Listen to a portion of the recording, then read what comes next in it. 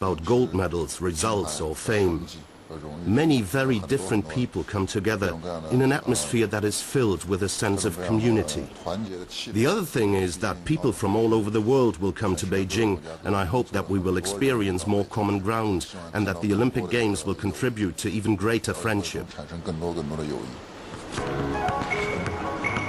Apart from the Olympic Games, the sports manufacturers have set their sights on basketball to lead them into the future. Here, Adidas is lagging behind. So far, Nike and the NBA have done a good job with their marketing. I've been playing basketball since I was 10 years old. I saw an NBA game on Chinese television and I thought basketball was really great. And also I really liked the shoes the players were wearing. And that's when I started playing basketball. Just a few years ago, Beijing had hardly any public basketball courts, but this has changed with the appearance of the international sports labels in China. The American company Nike, for example, is the sponsor of this streetball court in the city centre. Western branded goods are status symbols here and a sign of an individual lifestyle, at least for those who can afford it. For members of the young aspiring middle class, such as Yan Ji, an American basketball shoe has become much more than just a basketball shoe.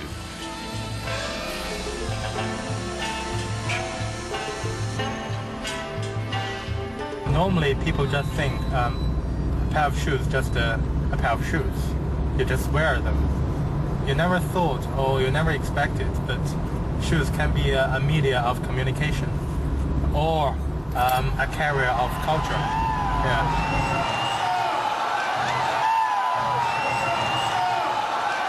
The first sports brand to bring Western consumer culture to China via its shoes was Nike. Since the 1990s, the American company has been sending its basketball heroes like Kobe Bryant here to China on a regular basis.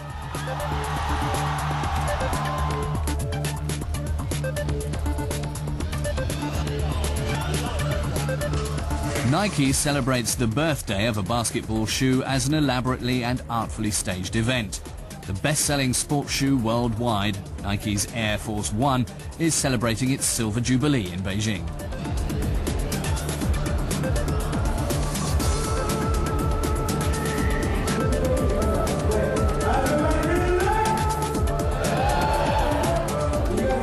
The message has got through. Basketball, hip-hop and breakdancing are shaping youth culture. Nike has understood the longing of the aspiring middle class for status and symbols like no other. Already in the 80s, Nike boss Phil Knight is said to have remarked after a visit to China, "There are 2 billion feet out there. Go get them."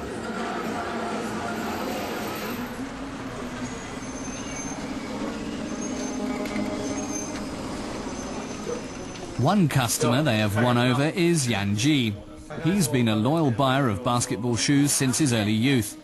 At home, he's an only child and enjoys all of the freedoms and advantages of the new middle class. His father, an entrepreneur, was able to send him to university abroad. His mother supported him in his passion for collecting. Here in the cellar, Yan Ji keeps his treasure, more than 500 pairs of shoes, basketball shoes. The shoes in the shelf are almost all from the Air Jordan collection, from the Air Jordan 1 to the Air Jordan 22. They're all here. And there are even more here. All of these cupboards are full of them. Here I have the All-Star shoes and here the limited edition for the Olympic Games. All-Star, not Olympic. All-Star game 的时候，他们的 limited edition. And here I have even more. These are very important to me.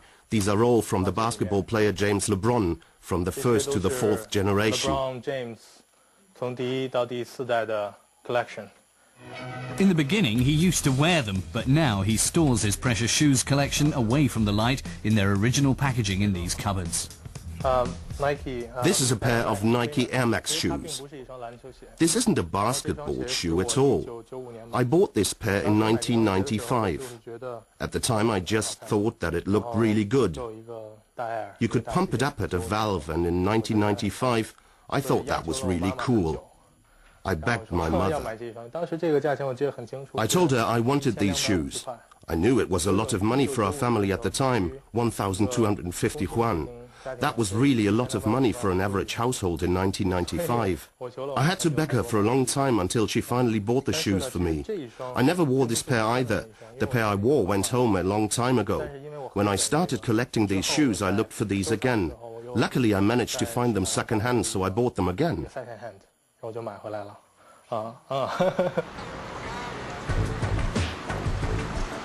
We are ready. That's the slogan on the red banner right under an advertisement for the new basketball shoe from America. Now that the Olympic Games aren't far away, the sports manufacturers' advertising billboards are everywhere in Beijing, much like the Communist Party's propaganda in the past. Adidas and Nike are doing equally well in China. The most recent figures show that both are doubling their profits year on year. Adidas opens 2 new stores in China every day. By the end of 2008, they hope to have opened a total of 5,000 stores nationwide.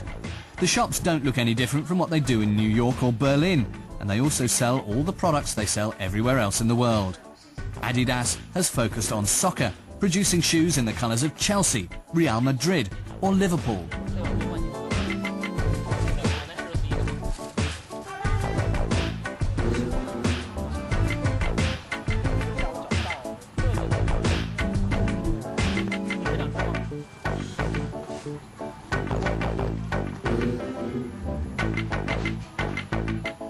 This customer says he mainly cares about quality, appearance and design. And of course, they have to be comfortable too.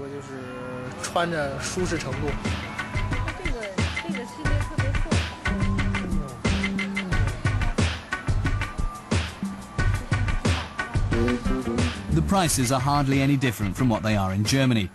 Even exclusive designer wear, such as the collection by Stella McCartney, for example, is increasingly finding buyers in China's booming market.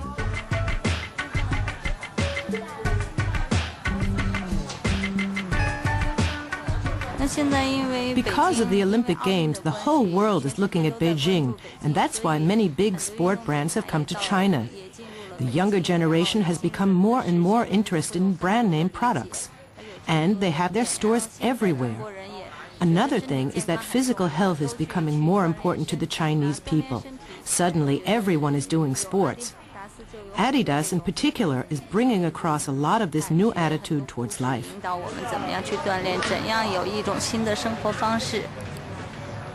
This is the situation. China will be the second largest market in the world for us by 2010, after the American market. And if we are the market leaders in the world's second largest market, both with an individual brand and as a company, then that will have a significant impact in the world and shows what we are capable of and how strong we are. I think we understand the geography in China very well. That's why we are able to execute and permeate the whole China in over 150 cities right now, with 4,300 over retail outlets sprung across the whole China. We are everywhere in every provinces, you know. And now I can confirm that we are the biggest in terms of the network distribution. The logo resembles that of Nike, and the slogan comes across as a feeble replica of the Adidas slogan, "Impossible is nothing." Li Ning's motto is, "Anything is possible." The number 3 amongst the sports brands is still the leading brand in rural China, but in the big cities it's losing its market share. The products hardly differ from those of its competitors.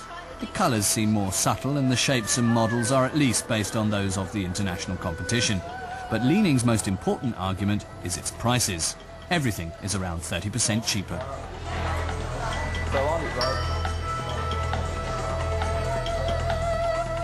We try to differentiate ourselves from the other brands, including the